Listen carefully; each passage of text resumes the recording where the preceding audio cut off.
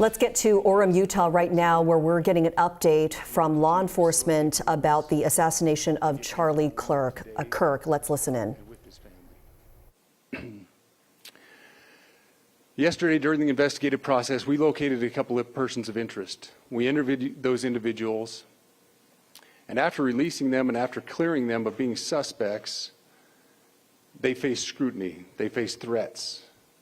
We asked the public to be patient with the investigative process. These individuals were not suspects. They were people of interest. We ask that you do not impose into those people and that investigative process. They don't deserve that harassment for being subject to that.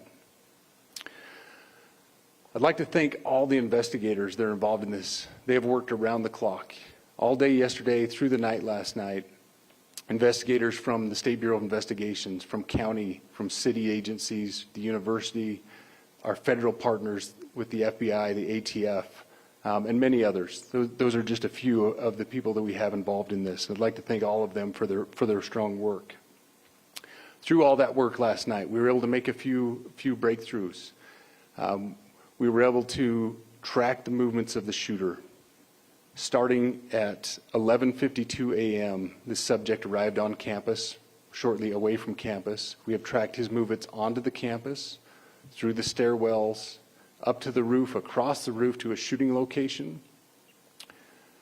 After the shooting, we were able to track his movements as he moved to the other side of the building, jumped off of the building, and fled off of the campus and into a neighborhood.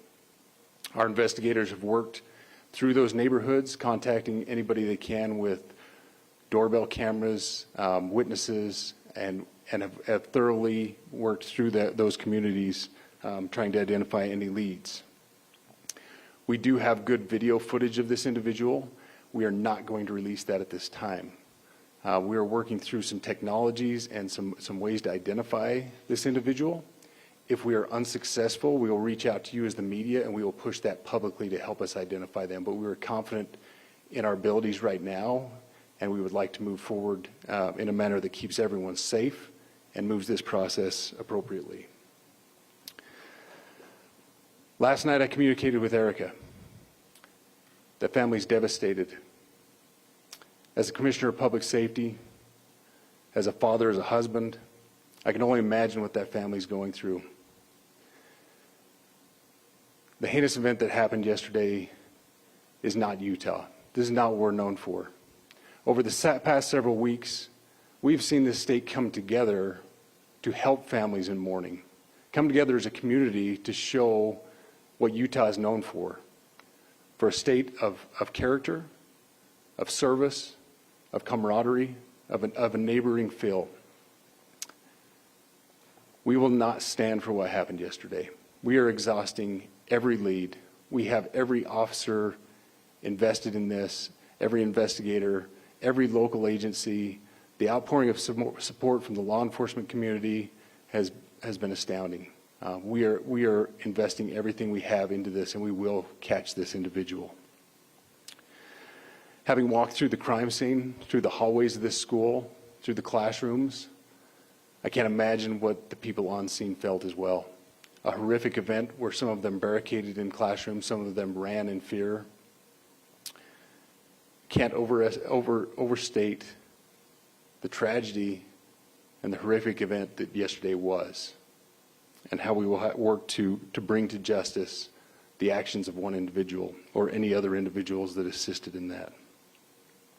Our state has gone through a lot, and we will come out successful.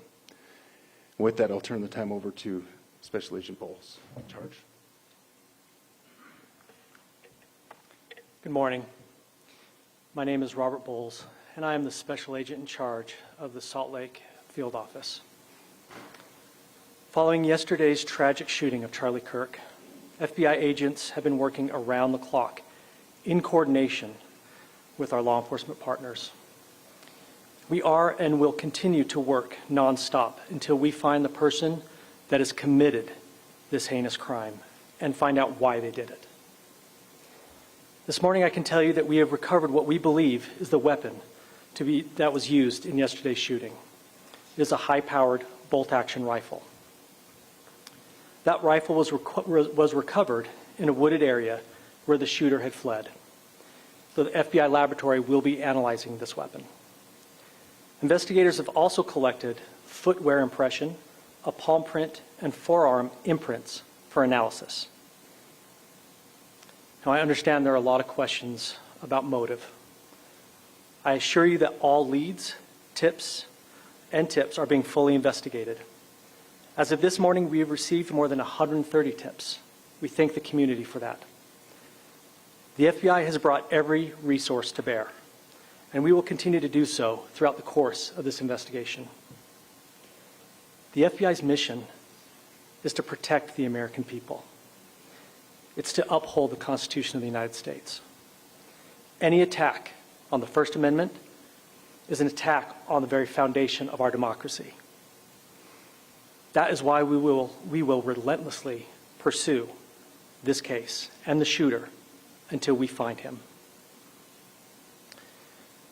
We also continue to grieve with the family and the community. It's our community. If you have any video or images from the shooting, we ask you to please submit them to our digital media tip website at www.fbi.gov/Utah Valley Shooting. You can also call the FBI at 1-800-CALL-FBI. We truly rely on the public's help in these types of cases, and no tip is too small or insignificant. Thank you. Commissioner James Matthews from Sky News. Can I ask about the shooter? There's clearly information about him or her. So we've learned a couple of major developments from the FBI and the Utah Department of Public Safety about the manhunt for Charlie Kirk's killer. Number one, they referred to him as a man. Number two, they said they've recovered the rifle, the weapon used in the shooting in the woods, and of course some footprints as well. So they've got some evidence that could potentially lead them to the suspect. Yeah, said it was a high-powered bolt-action rifle, originally believed to be some 200 yards away. Also notably, maybe they said right before the shooting at 11:52 a.m. Utah time there, they were able to track the shooter's movement into a campus building, up a stairwell to the roof, and believe that this person fled into a nearby neighborhood where they're gathering Ring doorbell cameras and any kind of video that they can to identify this person. Sounds like they have a lot of evidence. Yeah, and while they don't know what the motive was behind this killing, authorities have called it a political assassination.